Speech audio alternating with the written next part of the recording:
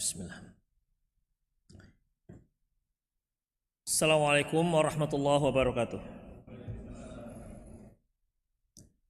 Innal hamdalillah nahmaduhu wa nasta'inuhu wa nastaghfiruh wa na'udzu billahi min shururi anfusina wa sayyiati a'malina. May yahdihillah fahuwal muhtad wa may yudlil falan tajida lahu waliyyan mursyida. Asyhadu an la ilaha illallah wahdahu la syarika lah wa asyhadu anna Muhammadan abduhu wa rasuluhu alladzi la nabiyya ba'dah. Wa qala Allah subhanahu wa ta'ala ya ayyuhalladzina amanu taqullaha haqqa tuqatih wa la tamutunna illa wa antum muslimun. Wa qala azza man qala ya ayyuhalladzina amanu taqullaha wa qulu qawlan sadida yuslih lakum a'malakum wa yaghfir lakum dhunubakum wa man yuti'illaha wa rasulahu faqad faza fawzan 'azima. Ya ayyuhan nasu taqu rabbakumul ladzi khalaqakum min nafsin wahidah wa khalaqa minha zawjaha wa batha minhuma rijalan katsiran wa nisaa'a wattaqullaha alladzi tasaaluna bihi wal arham innallaha kana 'alaikum raqiba. Amma ba'du, inna asdaqal hadithi kitabullah wa khairal hadi hadi Muhammad sallallahu alaihi wasallam wa syarrul umur muhdatsatuha wa kullu muhdatsatin bid'ah wa kullu bid'atin dhalalah wa kullu dhalalatin finnar. Ikhwati wa akhwat azallahu wa iyyakum. Alhamdulillah di siang hari ini kita melaksanakan program majelis ta'lim yang diadakan oleh Masjid An-Naba. Semoga kajian kita ini dapat bermanfaat dan juga semoga para ikhwah tetap semangat karena memang ini jam tidur. Memang jam tidur. Ikhwah rahimanallah wa iyyakum. Kajian kita apa, Bang? Ada tapi tak berguna. Ikhwah, kita kan inginnya apa yang ada ataupun yang kita miliki, kita ingin dia itu berguna. Berguna minimal untuk diri kita. Minimal untuk dirinya sendiri.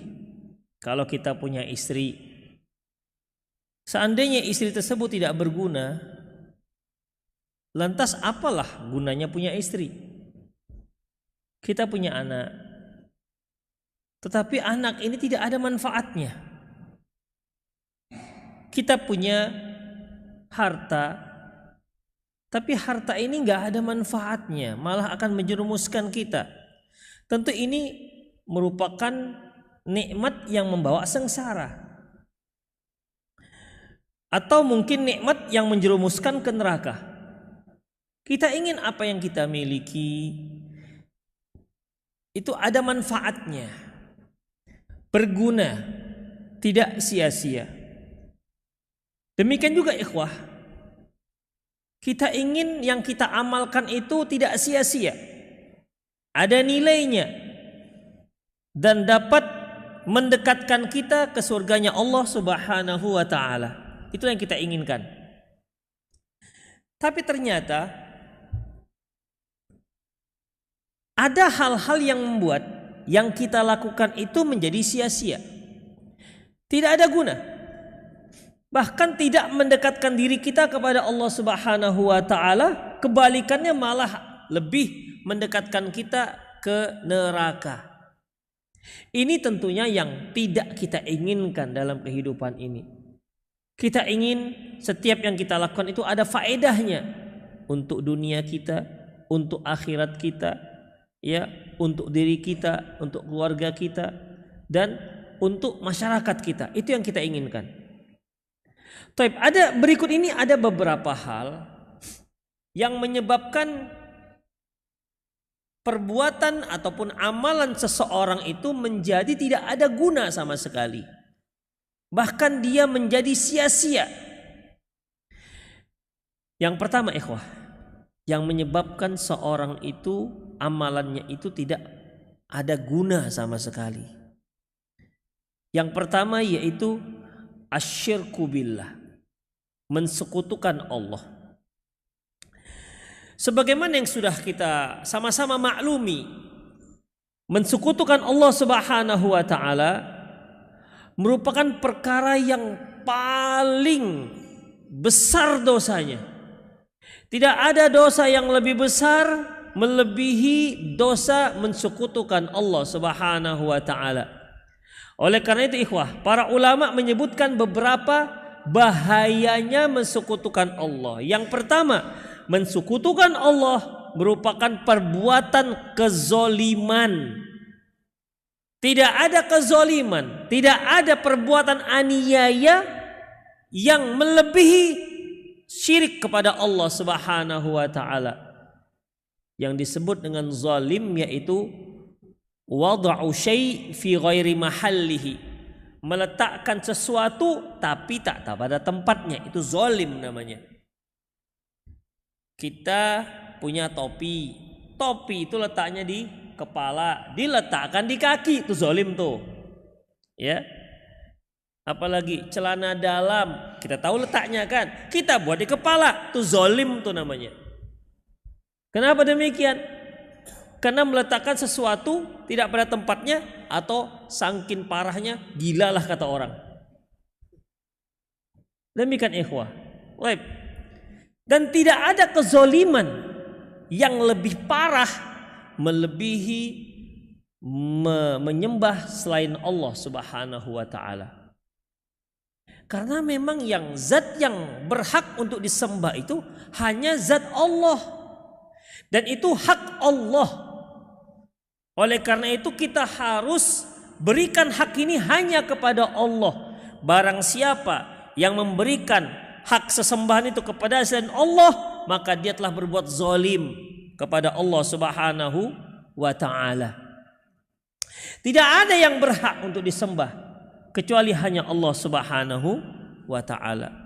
Yang pertama, kezaliman merupakan syirik kepada Allah merupakan sebuah kezaliman yang paling besar. Dan ini sangat masyhur ayatnya ketika Luqmanul Hakim berkata kepada anaknya, "Ya bunayya la tusyrik billah, innasyirka la dzulmun 'adzim." Wahai ananda, janganlah engkau mensekutukan Allah, karena sesungguhnya mensekutukan Allah itu merupakan kesyirikan yang sangat besar. Sampai Allah Subhanahu wa taala menyebutkan, "Innallaha la yaghfiru ayyushraka bihi wa yaghfiru ma duna dzalika liman yasha." Sesungguhnya Allah Subhanahu wa taala tidak akan mengampunkan dosa orang yang berbuat syirik dan masih mengampunkan dosa selain pada perbuatan syirik bagi siapa yang dikehendakinya. An-Nisa ayat 48. Ini yang kedua. Bahaya yang kedua. Artinya kalau seseorang mensekutukan Allah dan dia meninggal belum sempat taubat kepada Allah, maka tidak ada lagi kemungkinan untuk diampuni oleh Allah Subhanahu wa taala. Tidak ada kemungkinan untuk mendapatkan maghfirah dari Allah Subhanahu wa taala. Tapi kalau selain syirik, misalnya dia punya dosa zina, dia punya dosa punya dosa mencuri, dia punya dosa membunuh, dan mati dia sementara belum sempat taubat, maka masih ada kemungkinan Allah ampuni. Makanya Allah katakan, wa yaghfiru ma duna dzalika liman yasha, namun masih mengampuni dosa selain syirik. Tapi ingat, bagi siapa yang dia kehendaki. Jangan pula kita melakukan dosa besar, amanlah itu diampuni Allah. Ingat, liman yasha, bagi siapa yang dikehendaki Allah. Kira-kira kita termasuk yang termasuk dikehendaki Allah apa tidak? Belum tahu. Belum tahu kita termasuk dikehendaki apa tidak. Ini permasalahan kita, ikhwah rahimallahu wa iyyakum. Jadi bagaimana? Makanya tetap harus waspada. Harus waspada terhadap dosa-dosa sekecil apapun. Kemudian ikhwah, yang berikutnya, yang ketiga, asyirku billah a'zamul dzunub. Kalau yang pertama tadi kezaliman yang paling besar, yang kedua dosa yang takkan diampuni oleh Allah Subhanahu wa taala, yang ketiga dosa yang paling besar. Tidak ada dosa yang terbesar melebihi dosa mensekutukan Allah Subhanahu wa taala. Inna syirka la dzulmun adzim. Sesungguhnya dosa itu mensekutukan Allah Subhanahu wa taala merupakan dosa yang terbesar. Yang ketiga, ini ikhwah, yang ketiga, asyirkul akbar muhbitu jamil a'mal. Mensekutukan Allah dapat menghapuskan semua amalan. Coba bayangkan ikhwah, kita telah sholat, zakat, berbakti kepada orang tua. Kalau dia seorang suami, dia telah berikan nafkah ke anak istrinya dengan cara yang cukup. Kemudian padahal Allah mengatakan bahwasanya, Rasulullah mengatakan sebaik-baik infak yaitu infak yang diberikan seorang suami kepada keluarganya, a'zamu ajron, yang paling besar pahalanya. Kemudian dia juga telah mengajarkan Al-Quran. Rasulullah sallallahu alaihi wasallam mengatakan bahwasanya khairukum man ta'allama al-Qur'an wa 'allamahu. Sebaik-baik kalian adalah orang yang belajar Al-Qur'an dan mengajarkannya. Tapi ikhwah, ketika dia mensekutukan Allah, maka hapus semuanya. Semuanya hapus. Tidak ada nilai sama sekali. Padahal kalau dia seorang yang pergi haji, seorang yang haji mabrur, maka dia pulang dari hajinya bagaikan baru dilahirkan dari rahim ibunya. Demikian haji mabrur, maka dia bagaikan yang baru dilahirkan dari rahim ibunya. Gimana Pak? Maksudnya kecil-kecil gitu? Enggak, orang pulang haji tetap gede-gede. Maksudnya dosanya, dia seperti baru dilahirkan oleh ibunya, artinya baru orang yang baru lahir, tak ada dosa. Jadi dosanya tidak ada. Tapi kalau dia berbuat syirik, tidak ada gunanya sama sekali hajinya. Sholat, haji, zakat, puasa, tidak ada guna sama sekali. Demikian ikhwah, tidak ada guna sama sekali. Allah Subhanahu wa taala menyebutkan dalam surat Zumar ayat 65. Walaqad uhiya ilaika wa ilal ladzina min qablik. Muhammad, sudah diwahyukan kepada engkau dan kepada orang-orang sebelum kamu, la in asyrakta, kalau kamu berbuat syirik, la yahbatanna amaluk, akan dihapuskan semua amalan baikmu. Bayangkan ikhwah, sangat berbahaya. Makanya dakwah para nabi yang pertama itu dakwah tauhid. Karena kalau dia dakwah fadhail a'mal, dakwah bagaimana cara bagaimana cara salat yang disunnahkan, bagaimana cara berakhlak, bagaimana cara memuliakan tamu, bagaimana cara bertetangga. Ini gak ada gunanya sama sekali kalau dia berbuat syirik. Gak ada gunanya. Kenapa? N kali 0 itulah dia rumusnya. N merupakan amalan kebaikan. Kalikan 0. Semua bilangan yang dikalikan 0 sama dengan 0. Percuma. Ini yang berbahaya. Maka mensekutukan Allah ini luar biasa ikhwah. Ya, apalagi kita di Indonesia. Allahu Akbar. Banyak sekali kesyirikan. Masih banyak. Jimat masih banyak. Oke lah, mungkin di kota-kota besar sudah minim lah kita lihat orang yang memakai jimat. Tapi kalau di kampung-kampung Bapak, masih banyak pakai jimat. Masih banyak orang yang memakai sesajian-sesajian, masih banyak. Demikian. Supaya dianggap wibawa, maka akhirnya dia pun pakai jimat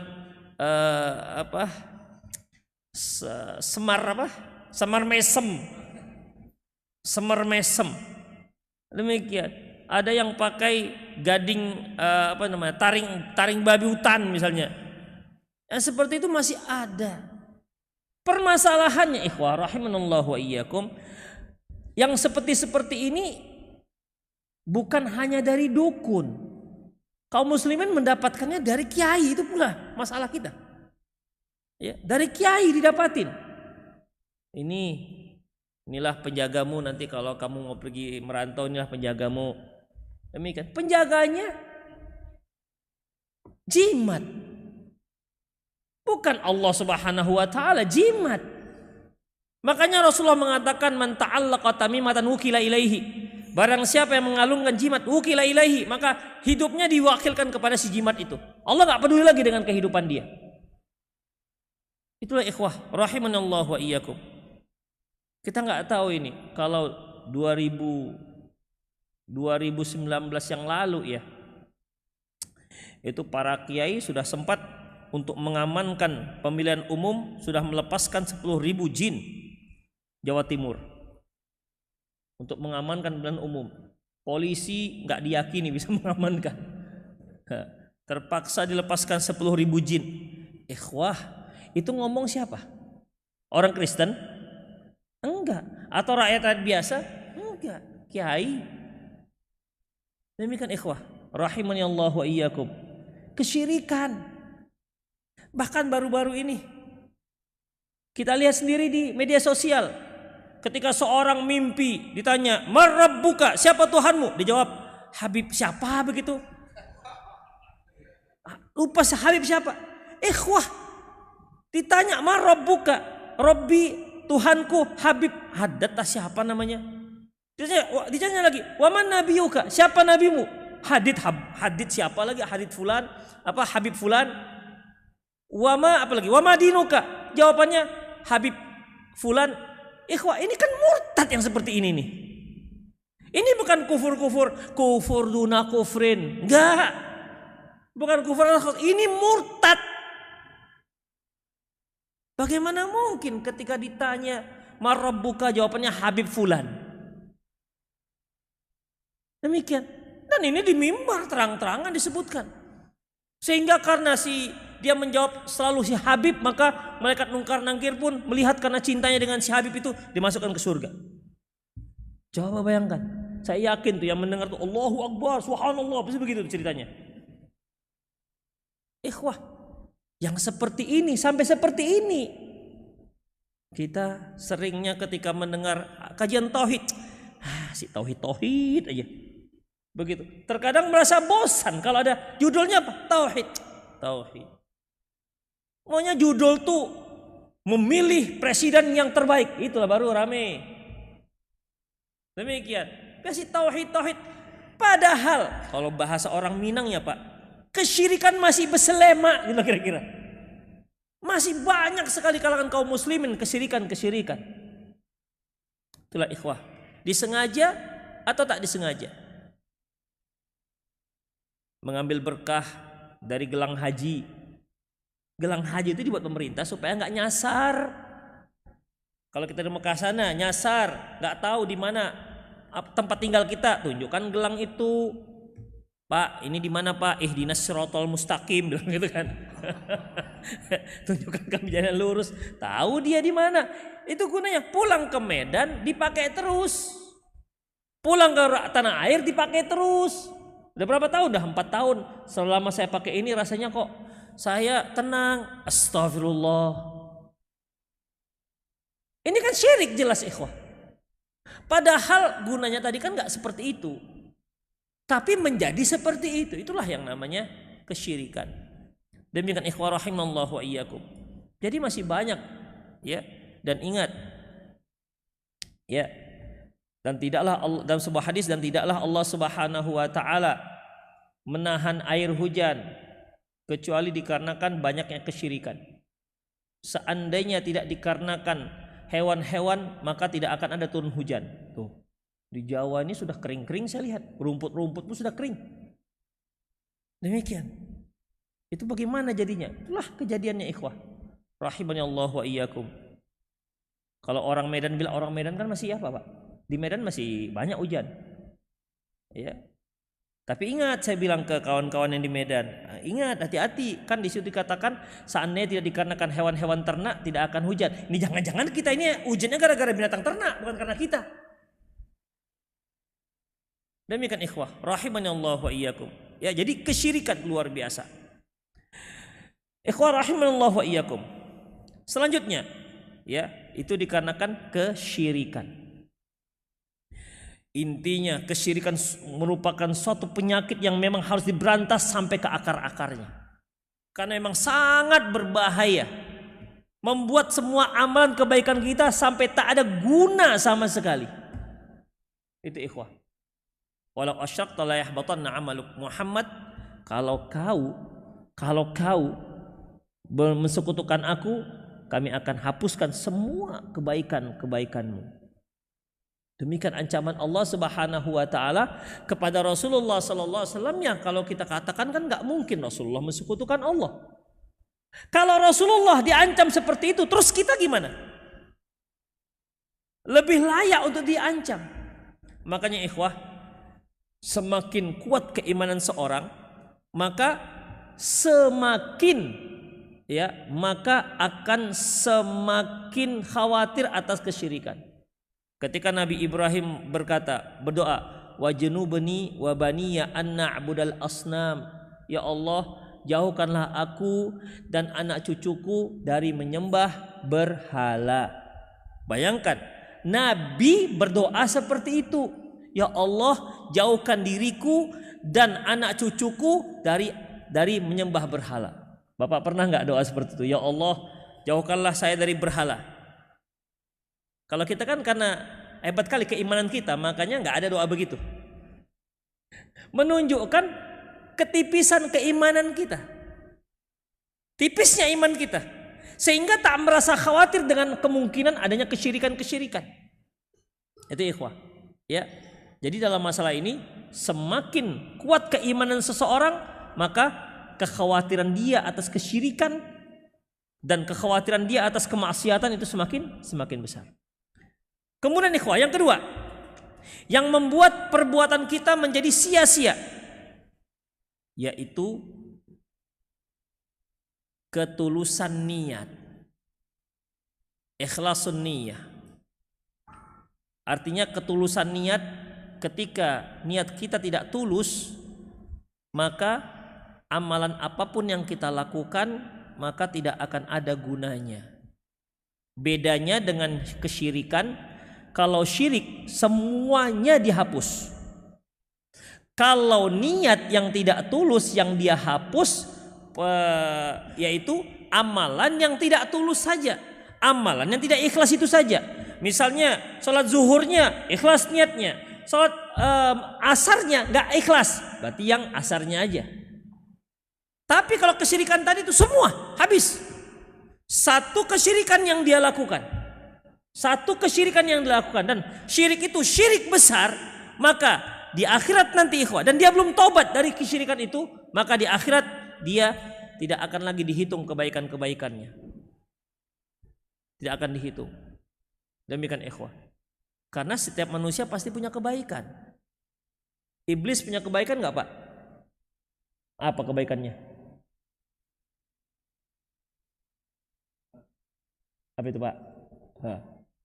Apa kira-kira kebaikan iblis? Kebaikan setan apa kira-kira? Dia pernah menunjukkan kepada Abu Hurairah ayat yang dibaca supaya bisa dijauhi oleh setan. Ya kan? Itu kebaikan dia. Di antaranya. Selebihnya nggak tahu saya yang mana baik apa enggak. Itulah dia. Sampai Rasulullah mengatakan sadaqa wa huwa kadzub. Benar ini si iblis ini. Wa huwa kadzub, tapi sebenarnya dia tuh pendusta. Tapi untuk kali ini benar. Ya, sehingga ada yang salah dalam mengambil istinbat hukum, dibolehkannya menuntut ilmu kepada siapa saja. Buktinya Abu Hurairah mengambil ilmu dari setan. Kalau dari setan aja boleh, apalagi yang enggak setan gitu kira-kira. Ikhwah, kita katakan itu kesimpulan yang keliru. Kenapa demikian? Karena Abu Hurairah mengambil ilmu itu dari si iblis itu, dari si setan itu, setelah Rasulullah katakan benar. Itu dia. Setelah beliau katakan ini benar. Seandainya Rasulullah nggak katakan benar, maka nggak akan diambil. Jadi dengan demikian, yang menjadi ilmu itu adalah setelah setelah diiyakan oleh Rasulullah Sallallahu Alaihi Wasallam. bukan di saat si iblis memberitahu. Demikian ikhwah. Sama seperti ini ikhwah, seperti kan sebagian orang ada yang menjadikan mimpi itu sebagai sumber hukum. Ya kan? Dalam Islam ada nggak? Pernah nggak kejadian mimpi itu jadi hukum? Ada yang ingat nggak Pak? Azan dari mana asal usulnya? Mimpi. Kurban dari mana asal usulnya? Mimpi. Demikian ikhwah. Tapi lihat macam seperti kurban, yang mimpi siapa? Yang mimpi itu Nabi. Demikian. Ya bunayya inni ara fil manami anni adzbahuka fanzur madza tara. Wahai ananda, aku melihat, ayah melihat dalam mimpi, ayah menyembelihmu, bagaimana pendapatmu? Kata Nabi Ismail, karena dia tahu yang bicara itu adalah ayahandanya sekaligus seorang nabi dan rasul. Qala ya abati fal ma tu'mar, wahai ayahanda laksanakan apa yang diperintahkan, satajiduni insyaallah minas sabirin, engkau akan lihat aku termasuk orang-orang yang sabar. Itu Nabi Ibrahim. Kalau kita pagi-pagi kita katakan, nah istriku, abang tadi malam mimpi menyembelihmu, gimana kira-kira Dek? Lari. Jangan, laksanakan bang. Jangan lari. Demikian. Kalau dilihat suaminya sudah mulai gila gitu ya, nah, ini betul-betul mau dilaksanakannya nih, lari. Demikian ikhwah. Karena apa? Karena ya sekarang itu ada sering juga dijadikan mimpi itu sebagai bahan. Seperti tadi itu, marabbuka itu kan cerita mimpi itu. Ya. Tapi nggak tahu saya itu videonya itu sampai Jakarta apa nggak itu? Demikian, marabbuka Habib Fulan. Ini kan cerita mimpi. Demikian ikhwah. Ada satu lagi ikhwah yang saya sampai ke saya. Ketika syekhnya tahiyat akhir. Ketika tahiyat akhir, at-tahiyatul. Kemudian syekhnya fana dan tersadar setelah 40 hari. Bayangkan. Jadi dia kalau tasyahud akhirnya pas maghrib di bulan awal September, pertengahan Oktober baru dia Assalamualaikum. Itu cerita ikhwah. Demikian, yang bicara ini Habib. Itu Habib mana itu yang rambutnya pirang-pirang macam jagung itu. Demikian ikhwah. Ini apa cerita seperti ini? Syariat macam apa seperti ini? Dan itu terjadi dan itu banyak beredar. Mungkin karena kita banyaknya interaksi dengan dakwah salafiyah, gak masuk. Coba kita semen berinteraksi dengan mereka, mungkin banyak lagi cita-cita konyol yang muncul. Demikian ikhwah. Banyak. Coba bayangkan. Tasyahud akhir, kemudian fana, 40 hari kemudian baru tersadar. Jadi sholatnya gimana ya 40 hari itu? Demikian. Yang seperti ini ikhwah sangat identik dengan ceritanya Sunan Kalijaga ketika dia mau tobat, yang disuruh apa? Kau jaga nih dulu tongkat. Kan gitu kan? Bukan dia orang mau tobat bukan disuruh syahadat, enggak. Kau jaga dulu nih tongkat di pinggir kali. 40 hari kemudian barulah dia datang. Belumut ini kawan. Yang gini-gini kan sama. Cocok, identik. Apakah Islam seperti itu? Ya jelas tidak. Ketika ada orang mau tobat yang tadinya kafir, yang kita lakukan apa Pak? Suruh dia syahadat, ajarkan dia sholat, ajarkan dia baca Quran, bukan suruh jaga tongkat. Demikian. Yang gini-gini, la ilaha illallah. Itu pun ada juga yang sur itu. Bahasa Indonesianya sur. Ada yang masya Allah, Allah Akbar, subhanallah, subhanallah. Demikian ikhwan. Apa enggak rusak akidah kita begini? Baik, ikhwan rahimallahu wa iyyakum. Ya. Jadi yang kedua yaitu al-ikhlasun niyah. Mengikhlaskan niat. Karena kalau niat kita tidak ikhlas, maka amalan yang kita lakukan tersebut itu akan menjadi sia-sia, tidak ada pahala sama sekali. Ya, tidak ada pahala sama sekali. Dan ikhwan rahimallahu wa iyyakum, sebagaimana sebuah hadis yang saya kira cukup masyhur lah hadis tersebut. Hadis seorang yang mati syahid ya, seorang yang tewas dalam jihad fisabilillah. Kemudian Allah Subhanahu wa taala bertanya di hari kiamat, apa yang kamu lakukan? Inna awwala ma yuqada yaumal qiyamati rajulun ustushhida. Yang pertama sekali yang akan didatangkan dalam mahkamah Allah Subhanahu wa taala adalah seorang yang tewas dalam jihad fisabilillah. Ingat, tewas dalam jihad fisabilillah. Kemudian fa'arrafahu ni'amahu fa'arrafaha. Allah pun mengingatkan bagaimana nikmat yang telah Allah Subhanahu wa taala berikan kepada dia, fa'arrafaha, dan dia pun mengakuinya. Lantas Allah bertanya, fama amilta fiha, lantas apa yang kamu lakukan terhadap nikmat tersebut? Orang ini pun mengatakan, qataltu fika hatta istashhadtu. Ya Allah, aku telah berperang di jalanmu hingga aku wafat. Apa kata Allah? Kadzabta, kamu itu pembohong. Innama qatalta liyuqaulaka jari. Sesungguhnya engkau itu berperang agar orang-orang menyebut kamu seorang pemberani. Faqad qil, dan orang-orang sudah menyebutkan hal itu. Orang-orang sudah menyebutkan hal itu. Ya sudah, fasuhiba ala wajhi faulqiya finnar. Maka dia pun diceret di atas wajahnya dan dicampakkan ke dalam api neraka. Padahal ikhwah, orang yang mati syahid itu banyak sekali keutamaan-keutamaannya. Pertama sekali, dalam kilatan pedang yang dia lihat diampunkan dosanya. Kemudian dia akan diberikan mahkota dari cahaya. Kemudian dia akan dinikahkan oleh 60 bidadari, dan dia akan dibolehkan untuk memberi syafaat dari keluarganya 70 atau 60 begitu. Demikian ikhwah. Bayangkan 70 dari kerabat kita bisa kasih syafaat. Kan cukup banyak itu ya.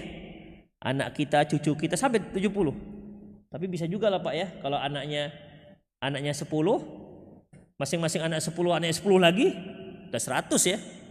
Demikian ikhwah. Itulah dia. Tapi ternyata apabila dia lakukan itu niatnya tidak benar, tidak karena Allah, habis. Bayangkan, dia telah menyumbangkan satu-satunya milik dia, yaitu ruh dia. Ternyata gara-gara niat gak beres, akhirnya jadi sia-sia, tak ada guna sama sekali. Bayangkan ikhwah, masalah kepemilikan satu ruh saja yang sangat berguna, kalau kita korbankan itu tidak karena Allah, maka menjadi tidak ada nilainya sama sekali. Apalagi kalau berupa harta. Demikian ikhwah rahimanallah wa iyyakum. Seorang yang mengajarkan Al-Qur'an, dia belajar Al-Qur'an dan mengajarkan Al-Qur'an. Allah katakan, kenapa kamu mengajarkan Al-Qur'an? Aku mengajarkan kepada Al-Qur'an karenamu ya Allah.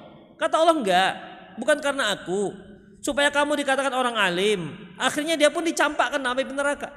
Padahal ikhwah, seorang yang mengajarkan Al-Qur'an, Rasulullah katakan, khairukum man ta'allama al-Qur'an wa 'allamahu. Sebaik-baik kalian adalah orang yang belajar Al-Qur'an dan mengajarkannya. Ternyata enggak ada sama sekali. Kemudian yang ketiga, seorang yang suka berinfak. Dia katakan, aku berinfak karenamu. Tidak ada satu perkara pun yang engkau sukai kecuali aku infakkan hartaku karenamu ya Allah. Kata Allah, enggak, kamu dusta. Kamu itu berinfak agar orang mengatakan kamu itulah para donatur, seorang muhsin, seorang yang ringan tangan untuk membantu orang lain, dan orang lain sudah katakan bahwasanya engkau adalah orang suka membantu. Udah, akhirnya itu sudah dikatakan dan engkau pun akhirnya dimasukkan dalam api neraka. Demikian ikhwah. Padahal ikhwah, kalau kita perhatikan, menyebarnya dakwah Islam itu pertama kan dengan para dai. Ini yang mengajarkan Al-Qur'an ini. Kemudian dengan para mujahidin kan. Yang ketiga, yang penopang yang ketiga yaitu para donatur. Demikian ikhwah. Ini masjid ini gak akan terbangun nih kalau gak ada donaturnya. Semuanya ustadz semua, tapi ustadznya ustadz kere, gak punya duit. Bisa terbangun? Gak bisa. Kaya semua, ustadznya gak ada. Ada fungsi masjidnya? Gak ada. Yang mau sholat mana yang sholat? Kalau duit banyak ini, tapi yang mau sholat gak ada. Mau jadi imam gak ada. Gak bisa kan? Demikian ikhwah rahimanallahu wa iyyakum. Islam gak tersebar juga pada zaman Rasulullah SAW dengan ketika tidak bisa dengan dakwah, maka bisa disebarkan dengan cara para mujahidin. Demikian ikhwah. Ya, dengan mujahidin. Nah, sekarang itu jihadnya dengan apa? Dengan ilmu. Tapi ternyata yang tiga ini pilar penyebar daripada dakwah Islam ternyata menjadi tidak ada nilai sama sekali ketika niatnya enggak benar. Demikian ikhwah rahimani Allah wa iyyakum. Ya. Selanjutnya ikhwah, yang ketiga, dikarenakan tidak mengikuti sunnah. Dikarenakan tidak mengikuti sunnah. Ikhwah, seperti yang sudah sama-sama kita maklumi bahwasanya syarat dikabulkannya amal yaitu apabila dia melakukan sesuai dengan sunnah dan ikhlas karena Allah Subhanahu wa taala. Ikhlas saja kalau dia tidak melakukannya sesuai dengan sunnah, maka sia-sia. Sia-sia. Sebanyak apapun yang dia lakukan akan sia-sia jika tidak ada sunnahnya dari Rasulullah sallallahu alaihi wasallam. Ikhwah rahimanallahu wa iyyakum. Rasulullah mengatakan, "Man 'amila 'amalan laisa 'alaihi amruna fahuwa raddun." Barang siapa yang melakukan satu amalan yang tidak ada dalilnya dari kami, maka dia itu tertolak. Ya, maka dia itu ditolak oleh Allah Subhanahu wa taala. Ikhwah, perhatikan. Mengikuti sunnah adalah satu perkara yang mutlak diperlukan oleh seorang muslim. Para ulama memberikan kaidah untuk syariat kita ini, untuk yang ibadah dan yang muamalah. Untuk ibadah, apa kata mereka? Ma'alimna anna syar'a amara bihi fahuwa masyru'. Yang kita ketahui bahwasanya syariat itu menyuruh, maka dia disyariatkan. Ini masalah ibadah ya. Ma'alimna anna syar'a amara bihi fahuwa masyru'. Yang kita ketahui bahwasanya syariat itu menyuruhnya, maka dia disyariatkan. Maksudnya yang kita ketahui, dari mana kita mengetahuinya Pak? Dari Quran dan sunnah Rasulullah SAW.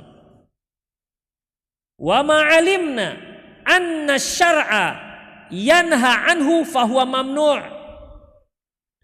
Apa yang kita ketahui bahwasanya syariat itu melarangnya, maka dia tertolak, terlarang.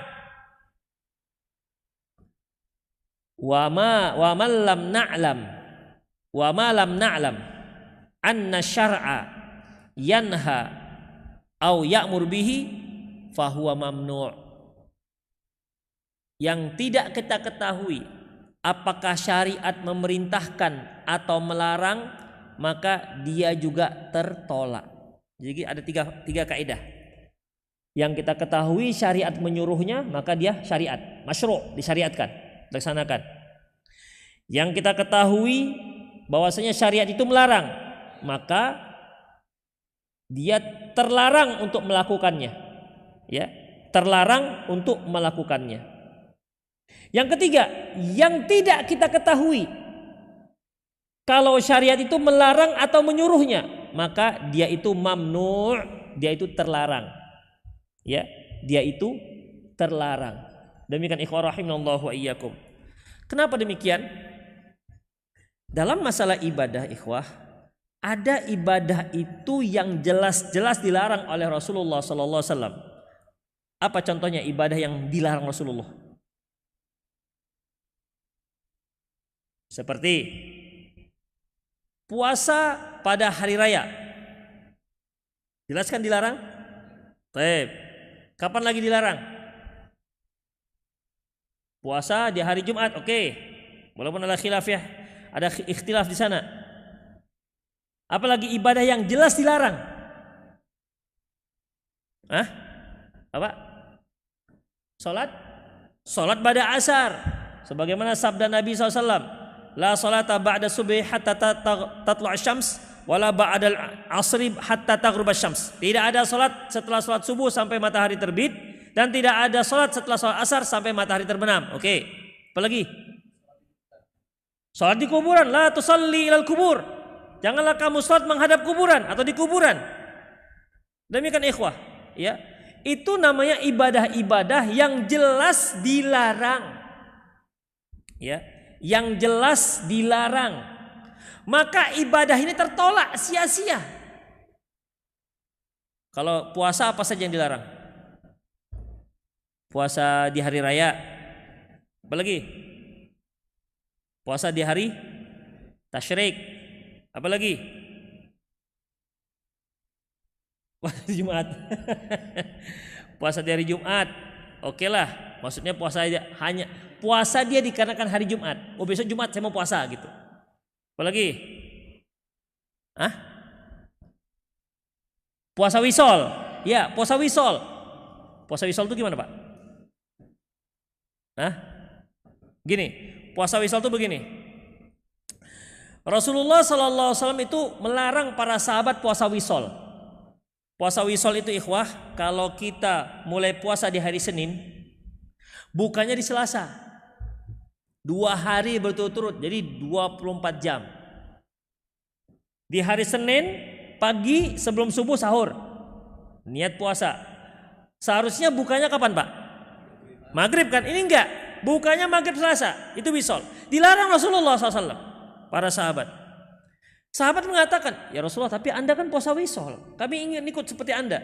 Kata Rasulullah, kalian itu tidak sama denganku. Fa innama yut'imuni rabbi wa yasqi, karena aku diberi makan dan minum oleh Allah Subhanahu wa taala.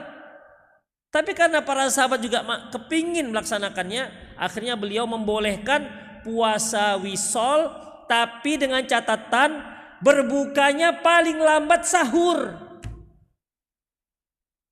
Berbukanya paling lambat sahur. Gini, sahurnya di hari Senin. Seharusnya Pak berbukanya di maghrib kan? Kalau dia mau puasa wisol yang dibolehkan, yaitu berbukanya bukan di maghrib tapi di waktu sahur. Di sepertiga malam terakhir, di situ dia bukanya. Sampai di situ dibolehkan. Tapi kalau dia lanjut lagi sampai maghrib Selasanya, maka nggak boleh. Ngerti maksudnya? Ya, jadi puasa wisol itu awalnya nggak dibolehkan, tapi karena para sahabat kepingin melakukannya, Rasulullah hanya membolehkan berbukanya itu di sahur hari berikutnya. Jadi kalau hari Selasa dia sahur, maka berbukanya di sahur di hari Rabu. Itu dia, sahur di hari Rabu. Itulah maksimal. Termasuk juga dilarang yaitu puasa dahar. Apa Pak puasa dahar? Bukan dahar bahasa Sunda ya. Apa puasa dahar? Puasa dahar itu puasa yang berpuasa terus. Hari ini puasa, besok puasa, lusa puasa gitu. Puasa sama, sahur dan berbuka setiap hari. Tapi setiap hari lakukan. Besok Senin, Selasa, Rabu, Kamis, Jumat, Sabtu dan seterusnya. Tidak ada liburnya. Itu puasa dahar yang dilarang Rasulullah Sallallahu Alaihi Wasallam. Makanya kalau ada yang berpuasa wisol, ada yang berpuasa dahar, berarti puasanya tertolak. Karena apa? Karena jelas-jelas dilarang Rasulullah Sallallahu Alaihi Wasallam. Ada orang yang sholat sunat, tapi ketika matahari terbit ditolak. Demikian ikhwah, azinallahu wa iyyakum. Itu pertama, yaitu yang jelas dilarang. Yang kedua, ibadah yang tertolak, yang sia-sia, yang tidak memenuhi syarat dan rukun. Tertolaklah ini. Salat tapi tak wudu. Ya, salat tapi tak wudu. Tertolak. Salat tapi tak pakai ruku.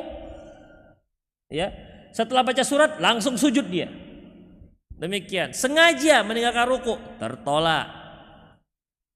Jadi dia meninggalkan perkara-perkara yang rukun dan wajib. Rukun dan syarat sah salat. Bapak sekalian, coba sebutkan perbedaan antara rukun salat dengan syarat sah salat. Dua-dua ini kalau nggak dilakukan nggak sah salatnya. Tapi apa bedanya? Ada yang tahu nggak? Kalau apa itu Pak?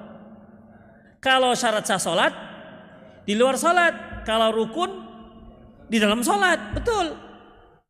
Kalau di luar sholat itu syarat sahnya seperti wudhu, menghadap kiblat dan seterusnya, itu syarat sahnya.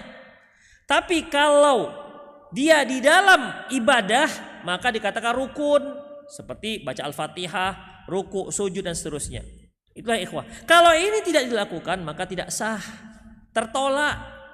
Demikian ikhwah. Karena sunnahnya Rasulullah memerintahkannya. Taib. Kemudian ada lagi ikhwah, yaitu apabila dia tidak melakukan adanya pelanggaran dalam pelaksanaan ibadah tersebut. Ada pelanggaran. Di antara pelanggaran itu ikhwah, yaitu melakukan suatu ibadah tidak sesuai dengan waktunya, atau ibadah yang tak pakai waktu kita niatkan pakai waktu. Kan tadi yang kaidah yang ketiga, apa yang kita ketahui syariat tidak melarang atau tidak memerintahkan maka dia tertolak. Misalnya ikhwah, ucapan subhan rabbil azimi wa bihamdih, ucapan subhan kalimatani khafifatani fil lisani thaqilatani fil mizani habibatir rahman.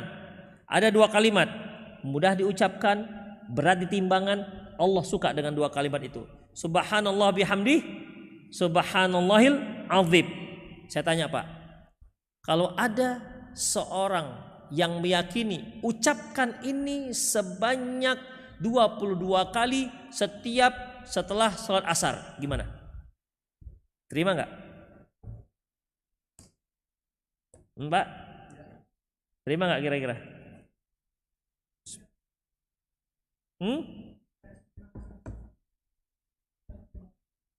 Tuh dia. Artinya kalau bacaan subhanallahil azim, subhanallah bihamdih, subhanallahil azim, Rasulullah hanya menyebutkan itu, tidak mengkaitkan dengan jumlah, tidak mengkaitkan dengan waktu. Jadi apa? Maka jangan dikaitkan dengan jumlah dan jangan juga dikaitkan dengan waktu. Itu dia. Syekh Muhammad bin Shalih Al-Utsaimin menyebutkan ibadah itu pertama terkait dengan jumlah. Satu. Ibadah itu kedua terkait dengan waktu. Yang ketiga, ibadah terkait dengan kaifiat. Yang keempat, ibadah terkait dengan sebab. Yang kelima, ibadah terkait dengan jenis. Yang keenam, ibadah terkait dengan tempat. Ada 6. Apa tadi Pak? Jumlah tempat ya. Jumlah, tempat, waktu, kaifiat, apa lagi? Sebab dan jenis. Itu dia. Sebab dan jenis. Taib. Ibadah yang terkait dengan apa tadi yang pertama? Jumlah. Apa contohnya? Salat. Ya, salat. Ibadah yang terkait dengan waktu. Salat juga ya. Salat juga. Oke, salat juga. Ibadah terkait dengan tempat. Haji. Iya betul.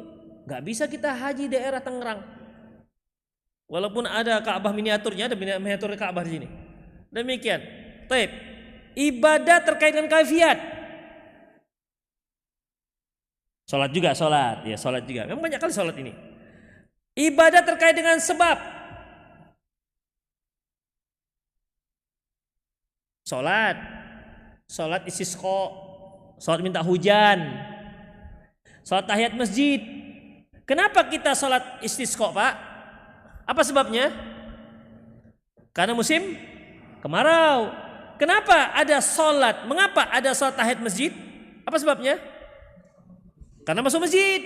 kalau masuk ruko nggak ada sholat tahiyatul ruko, nggak ada. Ya, tahiyatul gede nggak ada. Kemudian jenis ini seperti korban. Korban itu jenisnya sapi, lembu, dan kambing. Nah, ini saya tanya ya. Coba Pak, coba zakat terkait dengan jumlah. Terkait apa? Dengan jumlah. Jumlah, oke, terkait.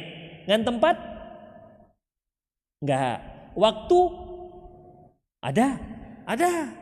Satu haul kan terkait waktu. Satu haul ada waktunya. Taib, 1 tahun. Terkait dengan apa? Kaifiat? Cara memberikan zakat ada. Ada yang aku zakat masuk kolong meja, diambil lagi zakat lagi sampai gitu ada? Nggak ada kaifiat zakat. Kasihkan aja sudah selesai. Demikian. Apa perlu ada akad? Aku berikan zakatku kepadamu. Yang menerima aku terima zakatmu untukku begitu. Ada kaifiatnya zakat apa namanya? Ijab kabul begitu? Nggak ada. Demikian, nggak ada. Seperti ini Pak, jual beli ada nggak? Ijab kabulnya? Ada. Oh berarti kalau kita pergi ke supermarket, kita beli pensil, saya beli pensil, aku terima. Saya beli setip, aku terima gitu. Enggak. Ya, dengan menerima uangnya itu, dengan melihat nomor angka yang di situ, itu sudah kita ambil berarti sudah sebagai akad. Demikian ikhwah. Taib. Terkait nggak Pak dengan sebab zakat? Apa sebabnya? Udah sampai nisab. Oke. Jenis? Ada jenis. Emas begitu. Kalau kita punya kita punya misalnya 20 atau 100 batang kelapa, perlu dizakatkan? Enggak ada batang kelapa zakatnya. Saya punya pertanian sayur bayam sebanyak 10 hektar. Ada zakat sayur bayam? Enggak ada zakat sayur bayam. Demikian ya, kalau kambing ada. Tapi nanti kaitannya bukan dengan sayurnya, tapi nanti kaitannya dengan zakat hartanya. Nah, demikian ikhwah rahimallahu ya. Itulah dia. Coba antum lah. Zikir subhanallah. Subhanallah. Ada enggak waktunya, jumlahnya? Ada. Berapa? Ya kali, oke. Ada enggak kaifiatnya? Misalnya subhanallah. Atau subhanallah. Gitu. Ada kaifiatnya? Enggak ada kaifiatnya. Makanya ikhwah tahlil bukan enggak boleh. Siapa bilang enggak boleh? Kalimat la ilaha illallah itu tahlil namanya. Silahkan ucapkan kapan saja, berapapun. Tapi kaifiatnya ada enggak? Nah, ini kaifiatnya ini jatuh pada bid'ah yang membuat ini tertolak. Kenapa? Karena banyak orang membuat kaifiat. Kan ada yang la ilaha illallah. La ilaha illallah. Kalau seandainya karena kebiasaan enggak apa-apa. Artinya ya udah. Tapi kalau satu kampung itu semua gerakannya, berarti ini diajari orang. Demikian. Karena sesuatu dia menjadi serentak itu setelah diajarkan. Demikian. Gak bisa kita katakan Ustadz kan ya biasalah gini-gini, apa kenapa rupanya gini-gini. Memang betul. Gak apa-apa begini-begini. Begini terserah dia butar-butar, terserah. Ya. Tetapi ketika dia yakini harus seperti itu menjadi syariat, itu di situ kenanya. Gak terima oleh Allah Subhanahu wa taala. Demikian. Ada juga yang la ilaha illallah. La ilaha illallah. Begitu ikhwah. Ke atas, unjamkan dalam hati. Berarti kan memang ada yang ngajarkan. Demikian ikhwah rahimanallah wa iyyakum. Jadi gimana? Gak ada kaifiatnya, udah ucapkan saja la ilaha illallah. Itu ikhwah rahimanallah wa itulah dia, ya. Kaifiat gak ada, jumlah ada, waktu? Kapan? Habis sholat. Oke. Itu pun sholat wajib ya Pak ya? Sholat wajib. Sebab ada? Nggak ada sebabnya. Mana ada sebabnya? Jenisnya ada? Nggak ada pakai jenis. Kaifiyat, tempat, nggak ada. Demikian, nggak ada tempatnya. Itu diantaranya ikhwah rahimallahu wa iyyakum. Baik, sekarang terakhir, berinfak. Pertama, ada nggak jumlahnya? Ketentuan jumlah? Nggak ada. Terserah, antum mau ngapain. Makanya kalau ada kotak infak lewat kan, bismillah lillahi ta'ala. Itu bisa 2000 biasanya kalau tutup gini. Nah demikian. Jumlah tidak ada. Kemudian tempat nggak di kotak infak tempatnya. Nggak, itu kan sekedar ya supaya nggak berserak, ya kan. Jangan dikatakan berinfak di kotak infak itu sunnah Rasul. Jangan. Kalau kita lempar-lempar kan juga boleh. Ya kan, ada yang apa namanya? Ada yang mengumpulkan. Baik.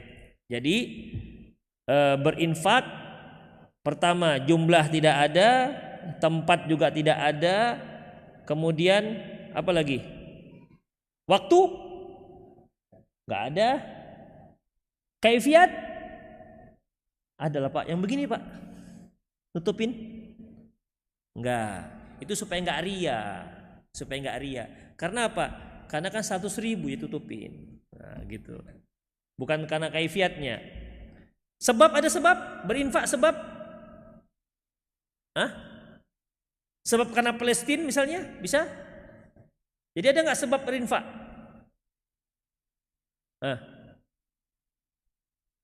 Ada Pak?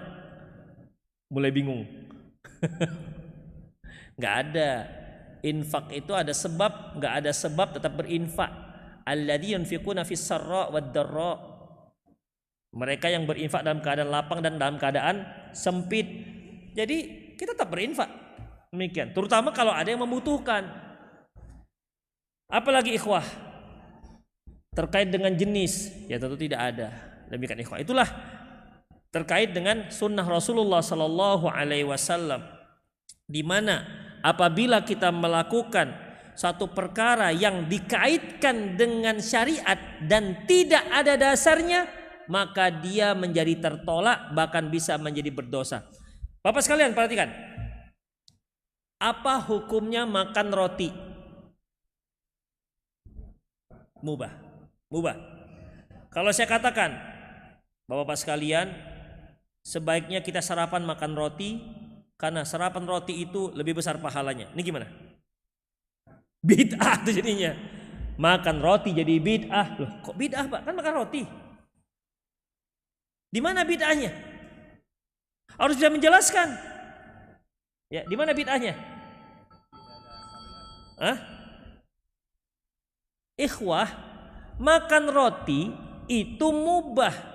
Tapi ketika kita meyakini lebih besar pahalanya kalau kita jadikan roti itu sebagai sarapan, berarti makan roti ini sudah kita tarik dalam lingkungan syariat. Karena kita meyakini lebih besar pahalanya. Terus kalau saya makan soto gimana? Kan itu jadinya lebih besar pahala makan roti daripada makan soto. Padahal kan asalnya mau sarapan roti, mau soto, mau daging, mau buriam, terserah kan. Gak ada hukumnya di sana. Tapi ketika meyakini memakan sesuatu itu yang sifatnya mubah menjadi berpahala, maka jatuh pada bid'ah. Baru 2-3 hari yang lalu saya dengar, man mata wa fi batni qahwah dakhala jannah. Barang siapa yang meninggal di perutnya ada kopi, maka dia masuk surga. Baru 2 hari yang lalu saya dengar di media sosial. Itu saya mau banting aja betul. Bapak dengar nggak hadis? Allahu Akbar, itu kelewat kali betul. Kelewat. Mungkin pengusaha kopi dia. Allahu a'lam. Man mata wa fi batnihi qahwah dakhal jannah. Barang siapa yang mati di perutnya ada kopi, maka dia masuk surga. Bayangkan Pak, menurut Bapak itu hadis apa Pak kira-kira? Nggak usah pakai diselidiki siapa riwayatnya. Kira-kira bahasa itu gimana nih? Masalahnya ada nggak kopi zaman Rasulullah itu dulu? Ada nggak kopi? Apalagi kalau dikatakan man mata wa fi batnihi tiwol dakhal jannah, itu lebih parah lagi. Barang siapa yang meninggal di perutnya ada tiwul, maka masuk surga. Tiwul, apa ada tiwul? Zaman Rasulullah SAW. Dan anehnya itu la ilaha illallah yang diulamakan, ikhwah. Yang diulamakan. Sebenarnya minum kopi gak ada masalah, silahkan saja. Mau kopi, mau pakai kopi sangar, mau espresso, terserah lo, terserah. Itu minum kopi, gak ada hukumnya. Tapi ketika dikatakan meninggal minum kopi, ada kopi di perut, meninggal masuk surga, la ilaha illallah. Ini perlu dalil, ikhwah. Kalau dia katakan ini hadis Rasulullah, berarti Rasul mengatakan man taqawwala alayya muta'ammidan falyatabawa maq'adu minan nar. Barang siapa yang berdusta atas nama Allah, atas nama Rasulullah, maka tempatnya di neraka. Ini kalau dibiarkan, ikhwah, la ilaha illallah, semua akan membuat hadis-hadis sesuai dengan usaha dia nanti. Demikian. Ya. Man mata wa fi batni sati dakhala jannah. Itu dia. Ya. Padahal ikhwah, makan minum kopi enggak ada masalah. Tapi ikhwah, saya tanya lagi nih, kapan dikatakan bid'ah? Kapan dikatakan minum kopi itu bid'ah? Hah? Ketika diyakini dia termasuk syariat. Ingat, diyakini dia termasuk syariat. Kalau minum madu, ada pahalanya, memang berkah. Madu itu berkah. Ada Al-Qur'annya. Kurma. Demikian ikhwah. Tapi kalau madu dicampur ginseng, dicampur propolis, dicampur apalagi diaduk dengan sambiloto, kemudian dikatakan ini adalah tibun nabawi, pengobatan cara Nabi. Hati loh ikhwah. Kalau dikatakan pengobatan cara Nabi berarti menisbatkan kepada Nabi. Ingat, Nabi tidak pernah menyarankan kita berobat dengan madu campur sambiloto. Gak ada sambiloto zaman Rasulullah. Demikian. Silakan saja. Oh ini pengobatan alternatif boleh. Herbalis boleh, tapi tibun nabawi, ingat, hati-hati. Menisbatkannya kepada Nabi, gak boleh. Jadi jangan dioplos, ya, jangan dioplos. Demikian ikhwah. Ada nggak hadisnya madu campur habbatus sauda? Dicampur pak? Madu aja ada, habbatus sauda ada. Habbatus sauda dawa min kulli da'. Habbatus sauda itu merupakan obat untuk semua penyakit. Tapi dicampur perlu dalil. Kalau enggak, katakan saja ini obat herbal. Selesai. Tapi jangan dikatakan tibun nabawi. Makanya hati-hati karena ini nabawi, kita menisbatkannya. Berarti kita sudah, kalau kita katakan tibun nabawi, kita memasukkan dia dalam syariat. Demikian ikhwah, berbeda ya dengan yang lain-lainnya. Oleh karena itu ikhwah rahimanallahu wa iyyakum, suatu perkara apabila sudah kita masuk ke dalam syariat, maka perkara tersebut mubah, dia bisa menjadi bid'ah dan berdosa ketika melaksanakannya. Ya, ikhwah rahimanallahu wa iyyakum. Dan para ikhwah, kalau tidak bisa menjelaskan kepada orang, mendingan diam, enggak usah dikomentari. Itu dia. Contohnya misalnya yang banyak sering ditanyakan itu masalah wirid Yasin. Iya kan? Wirid Yasin, apakah salah membaca Yasin? Enggak. Kami read membaca. We read Yasin. Kami membaca Yasin boleh. We read. Ya, we read. Kalau dah yang lalu we wrote. Past tense. Demikian ikhwah. Rahimani Allah wa iyyakum. Boleh membaca. Membaca surat Yasin masa enggak boleh sih? Boleh. Demikian ikhwah. Tapi ketika dikatakan oh itu bid'ah, apa landasan Anda mengatakan bid'ah? Itu dia. Kalau nggak ngerti menjelaskannya, mendingan tengok-tengok saja. Nggak usah katakan bid'ah. Kenapa? Merusak dakwah. Kenapa? Dikaitkan dengan waktu. Meyakini membaca itu disunahkan pada malam Jumat. Ini perlu dalil. Itu ikhwah. Ini perlu dalil.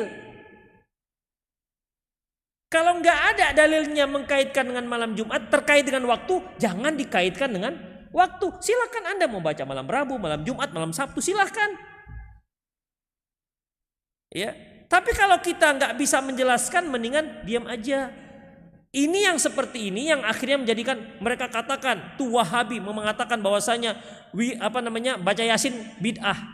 Kenapa Pak ini bid'ah? Pokoknya kata Ustadz kami bid'ah lah itu. Mana bisa seperti itu kita berdakwah.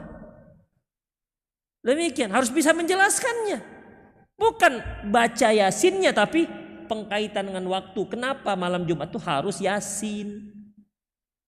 Kenapa nggak yang di sebelahnya? Shofat misalnya, Al-Baqarah misalnya, ya kan? Bacalah yang malam malam Jumat itu Baqarah. Pada Isya mulai, subuh baru selesai. Demikian ikhwah, kan begitu. Kenapa harus Yasin? Kan itu perlu dalil. Nah, demikian ikhwah. Yang ada dalilnya terkait dengan Jumat baru soal Kahfi. Walaupun belakangan ini ada yang masalahnya mendoifkan, tidak apa biasa itu. Yang mendoifkan, yang merasa doif jangan baca. Yang merasa doif dia tidak mengkaitkan dengan hari Jumat, berarti hari apa aja. Yang merasa bahwasanya itu hadis sahih, barang siapa yang baca soal Kahfi maka Allah akan memberi cahaya sampai Jumat yang akan datang. Laksanakan. Demikian ikhwah rahimakumullah. Ngerti ya maksudnya? Makanya harus bisa menjelaskan. Ya, harus bisa menjelaskan.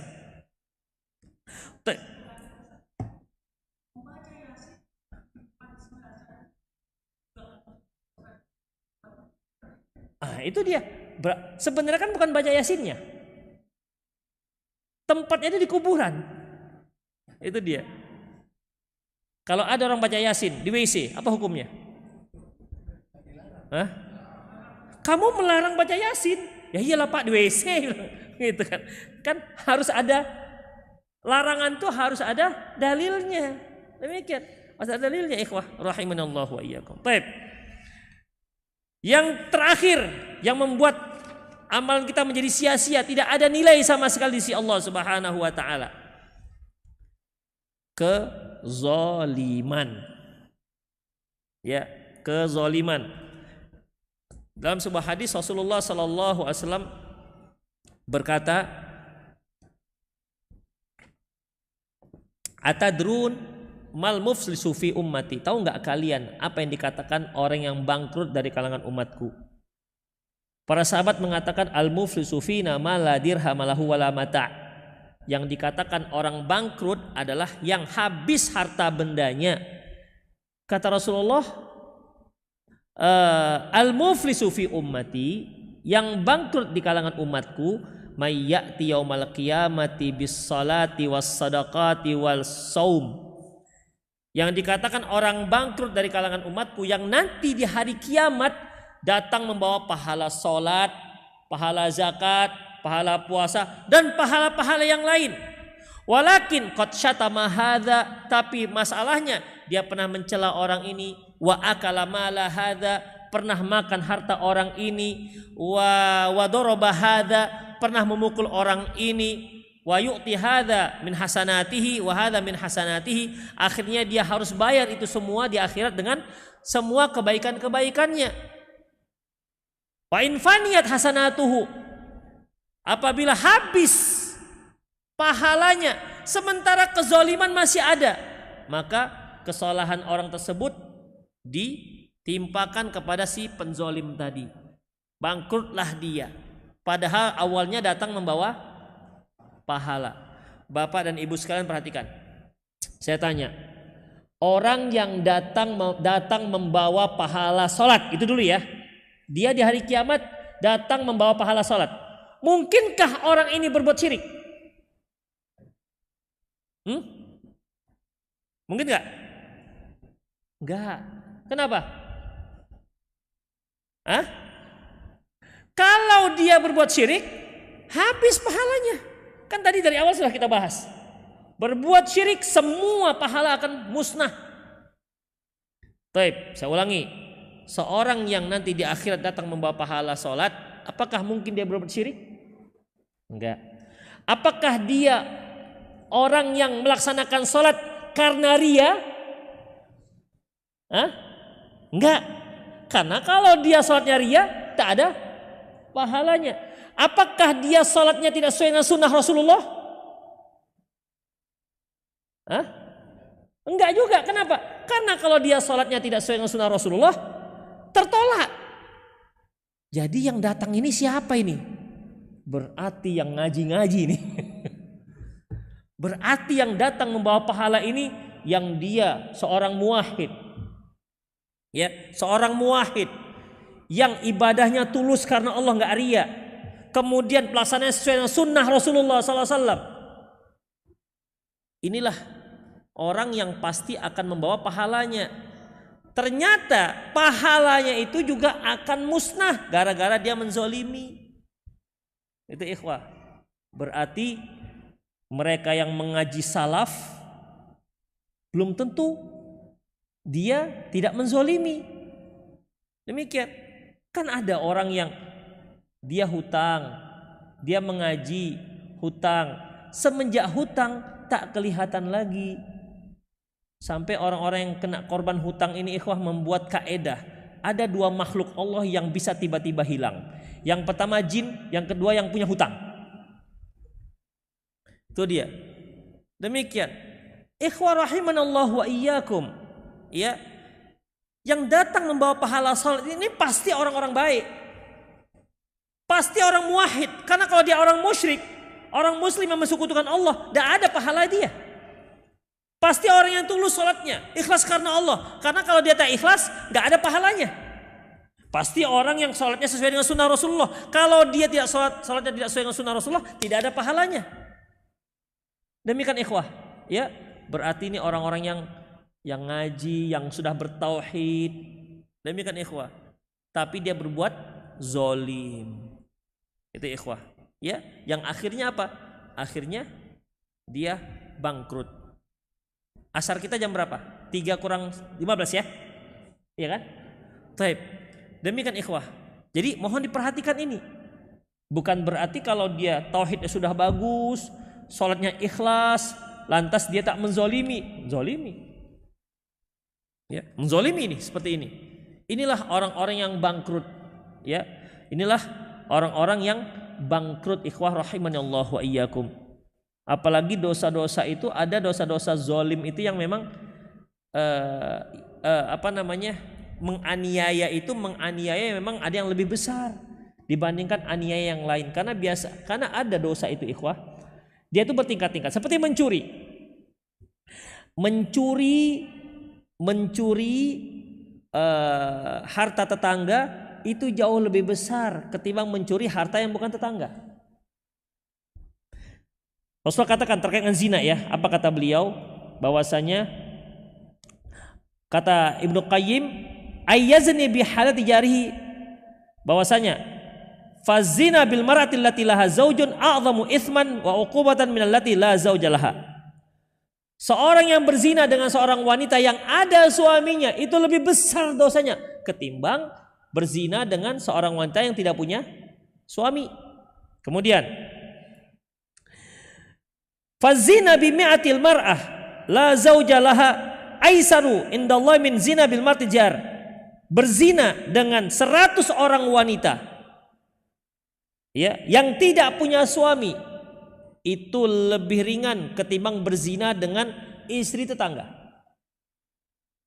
Dan ikhwah rahimanallahu wa iyyakum, berzina dengan istri tetangga itu lebih ringan dosanya ketimbang berzina dengan istri seorang yang suaminya sedang pergi jihad. Kalau yang terakhir ini nanti di hari kiamat Allah katakan kamu kuras kebaikan dia, terserah mau ambil berapa. Itu nanti di hari akhirat dikuras. Kata Rasulullah, kira-kira mau nggak dia tinggalkan sisanya?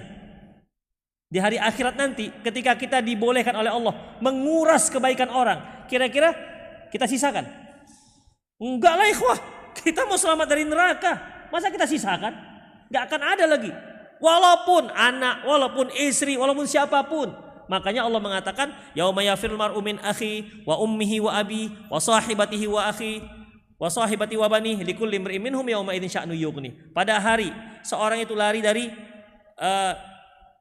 seorang itu yauma yafil mar'u min akhi, seorang yang lari dari saudaranya, lari dari ibu dan ayahnya, lari dari pasangannya dan anaknya. Masing-masing orang ngurus dirinya sendiri-sendiri. Itulah ikhwah rahimallahu wa iyyakum. Oleh karena itu hati-hati dengan yang namanya kezaliman. Biasanya pinjam 100 ya, tak balik. Itu hati-hati. Minjam pulpen, tak balik. Minjam buku masjid tuh buku masjid. Sering nggak balik tuh, coba. Ini biasanya berkurang itu. Gimana Mas? Berkurang nggak biasanya itu? Buku masjid? Hah? Kurang kan? Enggak. Wih, masya Allah, soleh-soleh kali di sini ya. Iya. Buku masjid aja ini kan harta umat, dibawa pulang. Inisiatif, ijtihad, ya berijtihad. Demikian, bawa pulang. Wah itu punya masjid. Demikian, martel masjid, pulangkan. Demikian, kita pinjam obeng tetangga, segera pulangkan. Jangan cuma 5.000 aja. Jangan katakan cuma 5.000. Nanti dia tuntut tuh obeng di akhirat, mau apa tidak? Kemana mau kita cari obeng? Mumpung masih di dunia, mudah kita cari obeng. Di akhirat gimana? Apa yang harus kita bayar? Dengan kebaikan. Ikhwah, kita itu beramal kebaikan, belum tentu ada nilai kebaikannya. Terus kita mau bayar dengan nilai kebaikan. Kita sholat, oke, sholatnya sah. Kalau ada rukun, ada syaratnya sah. Tapi yakin kita ada kebaikannya, yakin kita ada pahalanya, diterima oleh Allah? Belum tentu. Kita puasa 1 bulan penuh, yakin kita diterima oleh Allah? Kan belum tentu. Demikian, yang diterima oleh Allah itulah ada pahalanya. Terus pahalanya ini kita andalkan untuk membayar semua kezaliman? Kan tidak, ikhwah. Sayang rasanya. Dapat pahalanya susah, kemudian setelah dapat kita gunakan untuk membayar kezaliman. Makanya selagi masih di dunia, pulangkan. Ya, ibu-ibu yang pergi ke tetangga pinjam tomat 2, tuh pulangkan. Karena judulnya tomat, pinjam tomat. Pinjam bawang, Bu, pinjam bawang ya Bu ya 3. Oke, pinjam bawang 3. Tapi karena cuma 3, kadang-kadang yang tetangga pun segan mau minta. Ya kan, misalnya pas dia nggak ada bawang juga, gitu kan, mau minta, Bu, minta yang nagih yang kemarin hutang 3 bawang, ya kan nggak enak juga kan. Demikian ikhwah, nah, yang hutang-hutang itu segera selesaikan, karena kalau tidak nanti permasalahannya di akhirat, ya di akhirat. Makanya hati-hati ikhwah, rahimanallahu wa iyyakum. Kezaliman baik terkait dengan uang, terkait dengan hak orang, nama baik, hati-hati. Jangan bermain-main dalam masalah ini, karena permasalahannya nanti akan diselesaikan di hari akhirat dengan membayar. Antum yang pernah nyakiti istri, pernah nampar istri, segera minta maaf, jangan tunggu hari raya. Minta maaf, Dik, maaflah Dik ya, kemarin sempat abang tampar kamu, bergeser ya rahangnya Dik ya, udah balik lagi rahangnya enggak gitu. Demikian, tak maaf, segera minta maaf. Demikian ikhwah, para istri yang merahasiakan sisa uang belanja, itu duit suami, pulangkan. Kalau mau aman, bilang, Bang, ada akad, Bang, ini kalau seandainya sisa uang belanja, ada sisa uang belanja, ini untuk saya ya Bang ya. Kata suaminya, iya, udah silakan. Demikian. Jangan dikumpul-kumpul dulu, baru dikatakan, Bang, ini ada sisa uang belanja selama setahun ini ada 3 juta, Bang, gimana? Oh, baliklah katanya. 3 juta kan besar, tapi kalau lebih 10.000, 20.000, 100.000, demikian. Makanya dari awal ada akadnya. Ini tipsnya ibu-ibu supaya halal maksudnya. Jadi setelah itu sisa uang belanja ibu mau buka Shopee, mau buka Tokopedia, terserah bisa kan. Demikian ikhwah rahimanallahu wa itulah dia. Jadi kezaliman ini bisa membuat amalan kita jadi sia-sia. Karena apa? Membayari orang-orang yang pernah kita zalimi. Semoga Allah Subhanahu wa taala melindungi kita dari perbuatan kezaliman. Jadi ada 4. Ya, jadi ada 4. Pertama, kesyirikan. Ini membuat semua kebaikan kita menjadi sia-sia. Yang kedua yaitu niat. Kalau niat kita tidak tulus, tidak ikhlas karena Allah, membuat amalan kebaikan kita menjadi sia-sia. Yang ketiga yaitu harus sesuai sunnah Rasulullah Sallallahu Alaihi Wasallam. Jika kita melakukannya tidak sesuai sunnah Rasulullah akan ditolak oleh Allah Subhanahu Wa Taala. Yang keempat yaitu hindari kezoliman, karena kezoliman itu bisa mengakibatkan angusnya atau sirnanya amalan kebaikan, karena nanti akan digunakan untuk membayar kezoliman yang belum termaafkan. Demikian aku qouli hadza wa astaghfirullah li wa lakum wa lisal muslimin innahu wal ghafurur rahim. Silakan Bapak dan Ibu yang ingin bertanya, silakan, atau boleh juga langsung di 0813 600 600 61. Silakan. Ya, Pak. Mana yang lebih tua, Pak? Bapak ini kan? Oke, ya. Waalaikumsalam warahmatullahi wabarakatuh. Kesirikan itu akan melakukan apa? Ya. Bagaimana kalau seandainya kesirikan itu sirik kecil, Ustaz? Itu apakah menghapus semua? Itu yang terkait dengan niat tadi. Seorang yang ria, ya kan?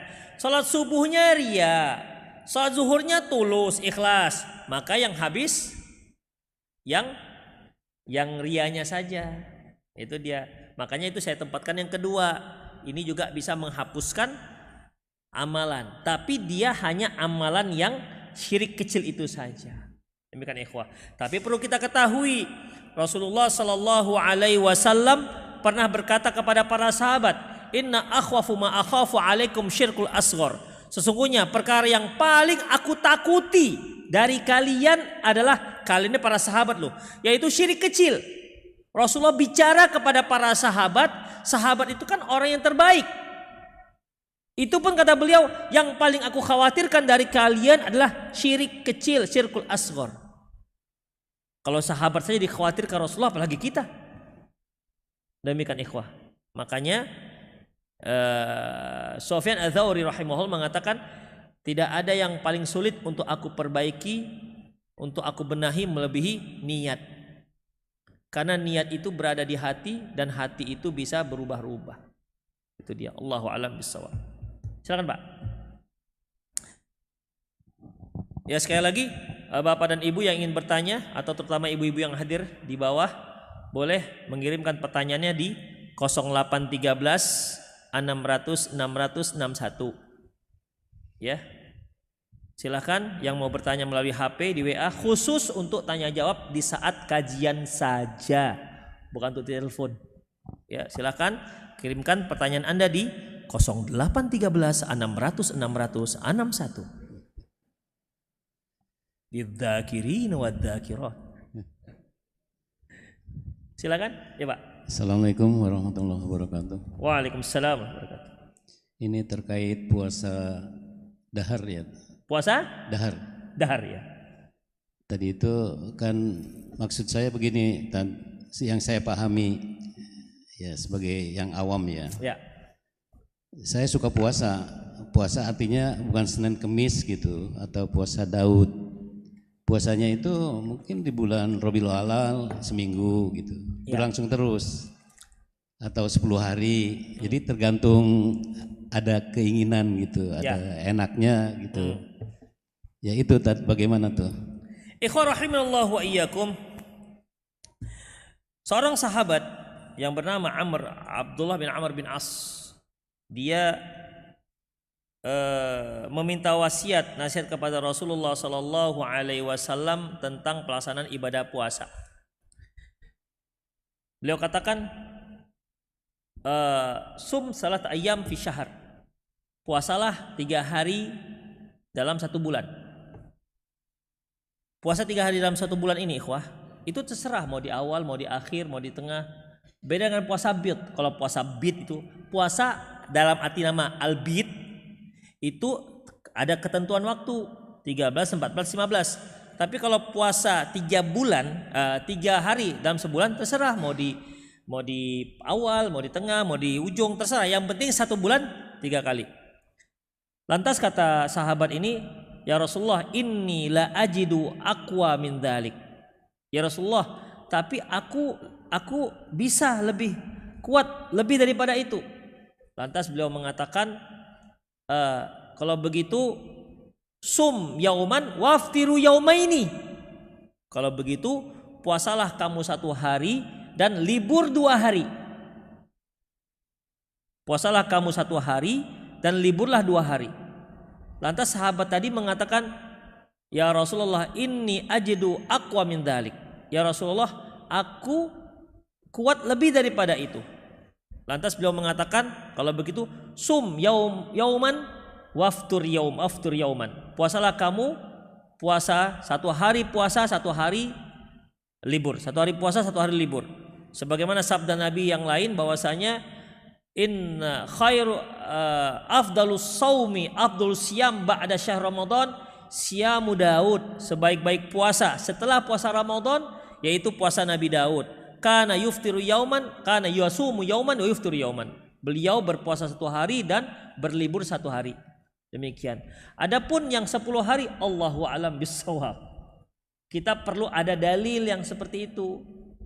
Jadi daripada 10 hari yang enggak jelas dalilnya, maka sebaiknya ikuti saja kategori dalil. 1 hari puasa, 1 hari tidak, dan itu puasa yang terbaik. Maksudnya puasa sunnah ya. Puasa sunnah yang terbaik yaitu puasa Nabi Daud. 1 hari puasa, 1 hari tidak. Ada lagi yang nanya, kalau pas kita puasa Nabi Daud, perlu lagi nggak puasa Senin Kemis? Karena kalau seandainya kita puasa hari ini, kita puasa Senin, berarti kan puasanya besoknya lagi Rabu, kemudian Jumat, kemudian Jumat Ahad, gitu kan? Ahad berarti Selasa, nanti kan ketemu lagi Seninnya.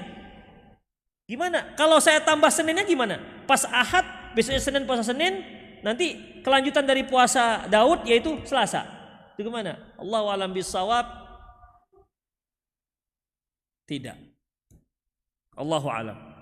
Karena puasa Nabi Daud itu puasa yang sudah lebih yang terbaik. Allahu a'lam bishawab. Ada lagi Pak? Yang langsung silakan. Ya. Ya.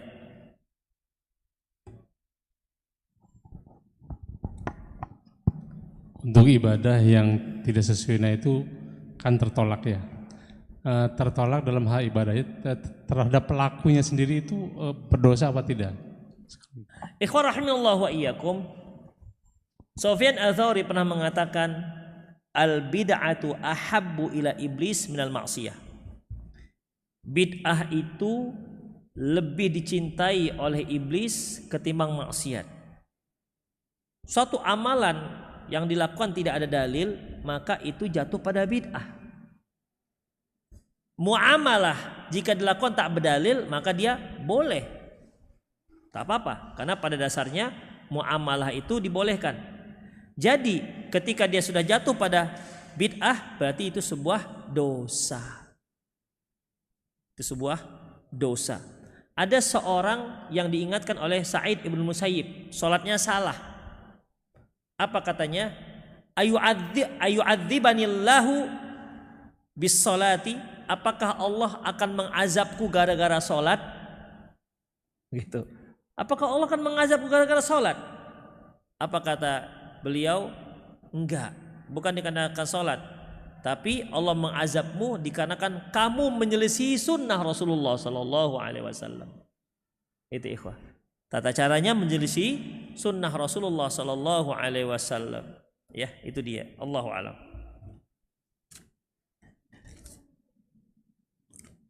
Ada lagi yang langsung silakan. Ya. Yang mana Pak? Orang yang beramal soleh yang dikatakan kazabta dusta engkau. Ya. Terus mengkait juga dengan yang kehilangan amal tadi Ya. karena ini itu ada kemungkinan bisa masih masuk surga nggak Ustaz? Dengan Ya. perbuatannya. Oke. Jazakallah khair. Bapak ini bertanya yang 3 orang tadi itu. 3 orang yang tadi. Dia berjihad tapi bukan karena Allah, akhirnya masuk neraka. Demikian yang berikutnya. Apakah dia itu ada kemungkinan masuk ke surga? Ikhwah, selama dia seorang mukmin, sekecil dan setipis apapun keimanannya, suatu hari nanti akan dimasukkan Allah Subhanahu wa taala ke dalam surga. Jadi bukan berarti dia menjadi kufur. Yang kufur murtad itu yang selamanya di dalam neraka. Tetapi yang namanya niat yang tidak tulus, ya, dia itu sama seperti orang yang melakukan dosa, di mana pelaku dosa apabila tidak dimaafkan oleh Allah Subhanahu wa taala, maka dia akan masuk neraka, digoreng dulu di neraka, dibersihkan, sudah bersih baru dimasukkan ke dalam surga. Bedanya ikhwah, bedanya pelaku dosa ini masih ada kemungkinan untuk diampuni. Adapun yang melakukan syirik niat, artinya syirik khafi ataupun karena riya, ya, karena ingin pujian, para ulama berbeda pendapat. Apakah orang yang melakukan syirik kecil ini sama termasuk dalam syirik yang disebutkan Allah, innallaha la yaghfiru asyraka bihi. Allah itu tidak akan mengampuni dosa orang yang berbuat syirik. Kan disebutkan global ini. Gak ada disebutkan. Kalau syirik besar iya, tapi syirik kecil masih diampuni, kan gak ada. Demikian, ya. Sebagian ulama seperti Syekhul Islam Ibnu Taimiyah mengkategorikannya apa? Mengkategorikannya ya karena Allah menyebutkan Allah tak akan mengampuni seorang berbuat syirik. Ya. Berarti termasuk semua syirik, termasuk syirik kecil. Hanya bedanya kalau syirik besar dia kekal selamanya, syirik kecil harus digoreng dulu kemudian baru dimasukkan ke dalam surga. Ada juga yang mengatakan syirik kecil ini enggak seperti itu, masih bisa diampuni karena dia termasuk dalam kategori dosa besar. Setahu saya di antara yang berpendapat seperti ini Ustadz Firanda, Dr. Firanda dalam kitab tauhidnya. Dia mengatakan bahwasanya enggak, syirik kecil itu termasuk dalam maksiat. Berarti masih ada kemungkinan untuk diampuni. Allahu a'lam bishawab. Jadi Pak, syirik kecil itu ya syirik niat, karena dia tidak menyebabkan si pelakunya masuk ke dalam neraka, maka dia akan masuk ke dalam surga. Kalau itu sepakat para ulama ahli sunnah wal jamaah. Termasuk Pak Ustadz yang tadi juga mengkait gimana Pak? Dosa yang kehabisan udah kehabisan amal pahala, ya. Itu kan habis pahalanya Pak Ustadz. Ya. Nah itu kan dia akhirnya ke neraka. Nah masih ada kesempatan. Masih, karena ikhwah iman mutlak, artinya orang itu sebelum ada pahala, sebelum dia melakukan kebaikan, dia punya keimanan. Contohnya begini, ketika seorang misalnya masuk Islam, setelah itu meninggal dia. Demikian, ya. Kalau kita nggak menghitung kebaikan dia, berarti kan dia masih baru saja berbuat, baru saja mulai terhitung kebaikannya. Dia belum sholat, tapi meninggal dia, maka kita katakan dia masuk surga. Kenapa? Belum ada dosanya. Walaupun memang kebaikan yang pernah dia lakukan semasa dia kafir itu dihitung kembali. Dosanya tak dihitung Pak. Orang yang masuk Islam, dosanya habis, kebaikannya dihitung balik. Kalau dia mati dalam keadaan kafir nggak dihitung, tapi karena dia masuk Islam dihitung. Wah enak kali ya. Tapi jangan ada yang berharap kalau gitu nanti aja lah kita masuk Islam. Pas-pas mau meninggal gitu, nggak bisa disetel pula begitu. Demikian ikhwah. Jadi yang namanya kebaikan, ya, yang namanya kebaikan itu tidak identik dengan keimanan. Habis keimanannya, habis kebaikannya, tapi imannya kan masih ada. Demikian. Allahu a'lam bishawab. Jika seorang akhwat di masa lalunya sempat memasang susuk tanam dan sekarang sudah bertaubat, apakah cukup diruqyah saja atau bertaubat? Karena setelah diruqyah media susuk yang ditanam di badan tidak keluar. Nah, sekarang begini, apakah akan bermudarat untuk kesehatan dia? Itu dia. Apakah bermudarat apa tidak? Ataukah masih mengganggu? Jin itu ada masih nongkrong nggak di situ di susuknya itu misalnya? Kalau nggak ada, ya udah nggak apa-apa. Yang penting dia taubat nasuhah. Adapun susuk biarkan saja. Demikian. Gimana kalau susuk? Nah, kalau susuk itu kan biasanya emas Pak ya. Ada yang emas. Ya kalau dia sampai dimasukkan 10 gram keluarkan aja lah dijual. Jangan dibiarkan. Sayang kan? Sekarang 1 gram emas London dah berapa? 1 juta atau 100.000. Kalikan 10 gram lumayan. Jadi modal usaha. Dikeluarkan aja kalau begitu. Tapi kalau dia hanya sedikit gak gitu, gak bermudarat terhadap kesehatan, tidak berpengaruh dalam kejiwaan, gak apa-apa. Yang penting taubat nasuha udah biarkan aja. Seperti ini orang bertato. Ya kan? Ketika dia belum berhijrah banyak tatunya. Setelah berhijrah bagaimana? Apakah harus dihapus tatunya? Tato ada 2. Tato yang menggambar makhluk hidup.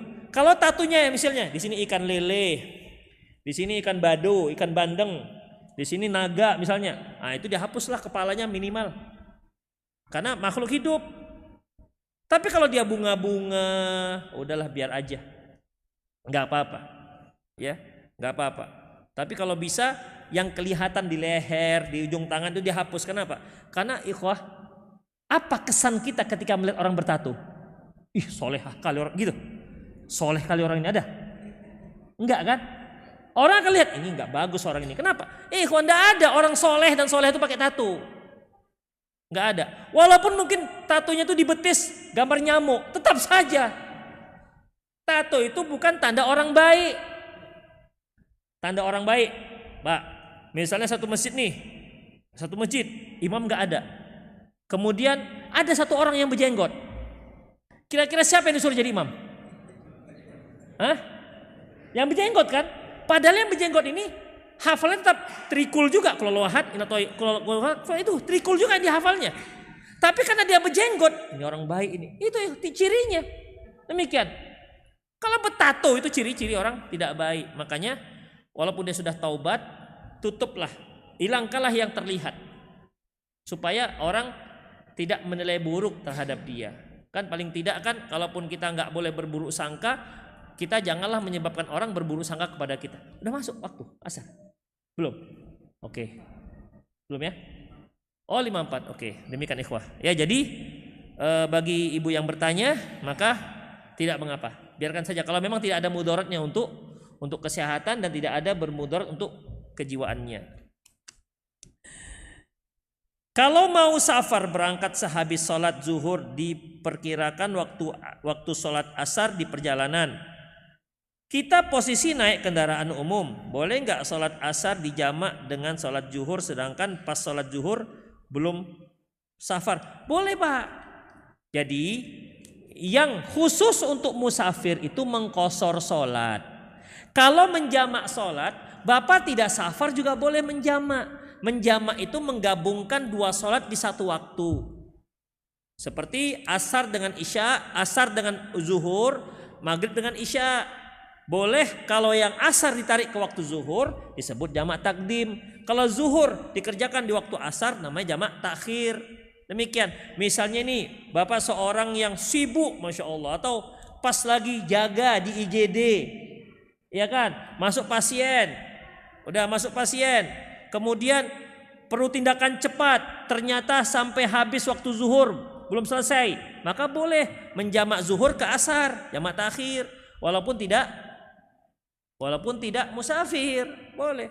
Ada hujan misalnya, pas kita sholat maghrib hujan lebat, maka imam boleh membuat kesimpulan, ayo kita sholat jamak setelah sholat maghrib, sholat isya, boleh, silakan. Demikian. Tapi ingat, itu keputusan imam, bukan kita sholat sendiri-sendiri ya. Supaya kaum muslimin tidak repot lagi datang ke masjid ketika isyanya, boleh.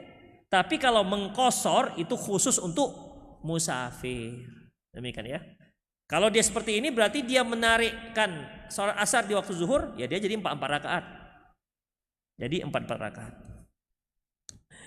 Saya pernah difitnah oleh rekan kerja saya, diadu domba dengan orang lain. Beliau menceritakan hal yang tidak sebenarnya sampai merusak dan memfitnah orang tua dan keluarga saya. Apakah yang sebaiknya saya lakukan? Apakah saya perlu mengklarifikasi dan juga menegurnya? Beliau tidak tahu kalau kami tahu apa yang beliau lakukan. Ikhwah rahimanallahu wa iyyakum. Allah Subhanahu wa taala firman, ya, wasari'u ila maghfiratin min rabbikum wa jannatin 'arduhas samawati wal ard u'iddat lil muttaqin. Segeralah kalian untuk mendapatkan keampunan dari Allah dan mendapatkan surga yang luasnya seluas langit dan bumi, disiapkan untuk orang-orang yang bertakwa. Alladzina yunfiquna fis sarra wad dharra, yaitu mereka yang menginfakkan hartanya dalam keadaan sempit dan dalam keadaan lapang, wal kadhiminal ghaidh, dan orang yang mampu menahan amarahnya, wal 'afina 'anin nas, dan orang yang memaafkan. Jadi kalau Bapak yang bertanya, yang mengetahui kondisinya, dimaafkan saja walaupun tanpa klarifikasi, ya nggak apa-apa, maafkan saja udah. Demikian. Tapi kalau seandainya hal itu membuat banyak jatuh korban. Semakin banyak orang yang ikut menyebarkan berita buruk, boleh kita klarifikasi kepada dia, ini beritanya salah. Ya, demikian boleh, supaya nggak banyak yang jatuh korban. Demikian ikhwah. Namun begitupun maafkanlah. Karena bagaimanapun ikhwah, ya, harapan kita kenapa harus kita maafkan? Harapan kita agar kita juga nanti dimaafkan oleh Allah Subhanahu wa taala dalam kesalahan-kesalahan kita. Kalau kita katakan nggak mau saya maafkan, saya akan tuntut di akhirat, boleh, silakan, itu hak. Tapi ingat, kita nanti akan dituntut orang juga dengan kesalahan kita. Karena nggak ada di antara kita yang tidak berdosa. Demikian ikhwah. Baik, karena sudah adzan demikian, aku qouli hadza wa astaghfirullah li wa lakum. Wassallallahu muslimin innahu ghafurur rahim. Subhanakallahumma bihamdika asyhadu an la ilaha illa anta astaghfiruka wa atubu ilaik. Wa akhiru da'wana alhamdulillahi alamin. Assalamualaikum warahmatullahi wabarakatuh.